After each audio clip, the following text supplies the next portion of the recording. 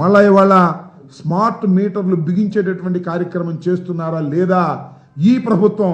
ఇవాళ దానికి సమాధానం చంద్రబాబు నాయుడు గారు చెప్పాలంటున్నా. చంద్రబాబు నాయుడు గారే కాదు, స్మార్ట్ మీటర్లు పెడితే పగలగొట్టేమని రైతులను రెచ్చగొట్టినటువంటి నారా లోకేష్ గారు దీనికి ఏమి సమాధానం చెప్తారో ఇప్పుడు చెప్పాలని కూడా ఈ సందర్భంగా నేను మనవి చేస్తున్నా.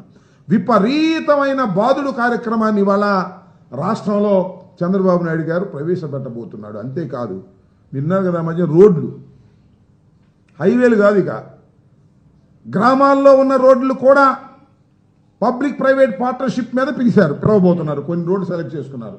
అంటే కారు బయటకు తీస్తే టోల్ కట్టాల్సిందే, హైవే ఎక్కాల్సిన అవసరంలా.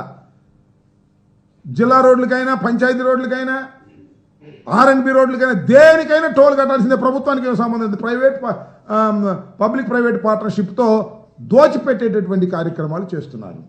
ఇది సంపద సృష్టించడం అంటే. కారు ఉన్నవాడి పది దగ్గర కారు బయటకు వస్తే టోల్ గేట్ వేసి టోల్ వేసి సంపద సృష్టించేటటువంటి కార్యక్రమం చేస్తున్నాడు. నిజంగానే చంద్రబాబు నాయుడు గారు ఏదో సంపద సృష్టిస్తాడు, ఎకానమీలో చాలా గొప్పవాడు, హైదరాబాదును అభివృద్ధి చేశాడు, డబ్బా కొడుతూ ఉంటాయి ఈనాడు, ఆంధ్రజ్యోతి ఒక పక్కన డబ్బా కొట్టే కార్యక్రమాలు చేస్తుంటే అది నిజమేనని అమాయకులు నమ్మి ఓట్లు వేస్తే సంపద సృష్టించడం కాదు, సంపదను దోచుకునేటటువంటి కార్యక్రమం ఇవాళ చంద్రబాబు నాయుడు గారు చేస్తున్నారు. 40 సంవత్సరాల ఇండస్ట్రీ అంటాడు.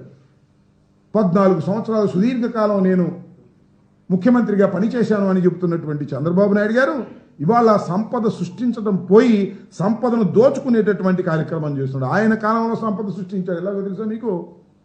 ప్రైవేట్ రంగ సంస్థలు అమ్మేశాడు, పప్పు బెల్లాలకు అమ్మేశాడు. ప్రైవేటు సంస్థల్ని పప్పు బెల్లాలకు అమ్మేసి ఎవరికి అమ్మాడు? తనకు కావాల్సిన వాళ్ళకి అమ్ముకున్నాడు. అమ్ముకొని వాళ్ళ దగ్గర డబ్బులు తీసుకున్నాడు. డబ్బులు తీసుకుని ఆయన సంపద సృష్టించుకున్నాడు. ప్రైవేట్ రంగంలో ఉన్న సంస్థలన్నీ అమ్మేసి, ప్రభుత్వ రంగంలో ఉన్న సంస్థలన్నీ అమ్మేసి ప్రభుత్వ ఖజానాకు తీసుకొచ్చినట్టుగా నాటకం ఆడినటువంటి సందర్భాలు ఉన్నాయి.